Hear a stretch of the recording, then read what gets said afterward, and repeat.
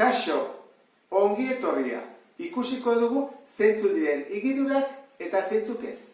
Hortarako eskema hau jarraituko dugu, eta bertan ikusten duzun bezala 3 motatako igidurak daude. Translazioak, biraketak eta simetriak. Eta ze ezaugarri dute? Batetik, puntuen arteko distantzia mantentzen dela, berdinak direla, eta bestetik, zuzenen arteko angelua ere berdina izaten jarraitzen duela.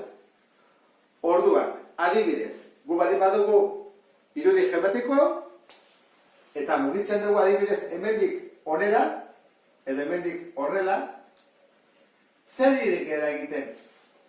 Igidura bat, bai, zergatik, zer hemen zegoen bezala, eta hemen ez diogu aldatu, ez puntuen arteko distantzia, adibidez, puntu eta arteko distantzia berdina izaten jarraitzen du, hor egon, edo hemen egon, distantzia berdina da, eta adibidez angelu hau, hor dagoenean, edo hor dagoenean, mantentzen da. Orduan, hau izango litzateke igidura mota bat. Translazioa izaten da, mugitzen denean adibidez horrela, edo horrela, esaten digu vektoreak nola mugitu behar den. Biraketa denean, zentzu honetan, adibidez, biratu egiten duenean. Eta simetria, baldin badugu horrela, jartzen dugu beste aldera, bi aldetara. Baina izaten du forma berdina, ezta? Ikusten duzu bezala. Orain, triangelu honekin egingo dugu. Egin daiteke translazio bat, adibidez horrela, edo horrela. Egin daiteke biraketa bat, adibidez horrela.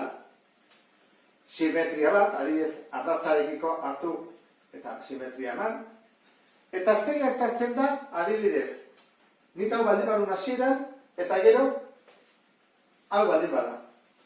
Angeluak berdinak dira? Bai, mantentzen da. Puntuen arteko distantzia berdinak dira? Ez. Orduan, hau ez litzateke igidura bat izango. Aldatu indiogulako tamainoa. Tamaina aldatzen badiogu, orduan, igidura izan berdian transformazio bat da. Kasu honetan, angeluak mantentzen direlako eta antzekoak direlako homotezia bat izango litzake, ezta? Pentsa dezagun orain, hau dugula ondoan. Igitu egin aldugu, hau da, triangelu honera igitu alda, ez. Zergatik? Ikusten duzun bezala, nahiz eta altura berdina izan, zabalera desberdina da. Orduan, puntuak bi hauen arteko distantzia aldatu egin da. Ez hori bakarrik. Angelua ere, ikusten duzun bezala, hau handiagoa da, hau txikiagoa da. Horrek esan nahi du, ez dela, ez igidura bat, baina ez homotezia ere, zehezi antzekoak.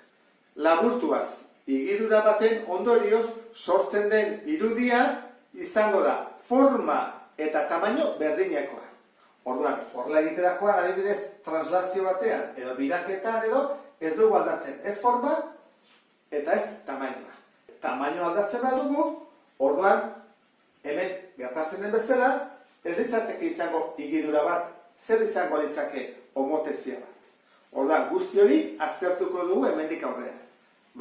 Ondo ulertu duzulakoan sarrera hau beste bat arte. Agur!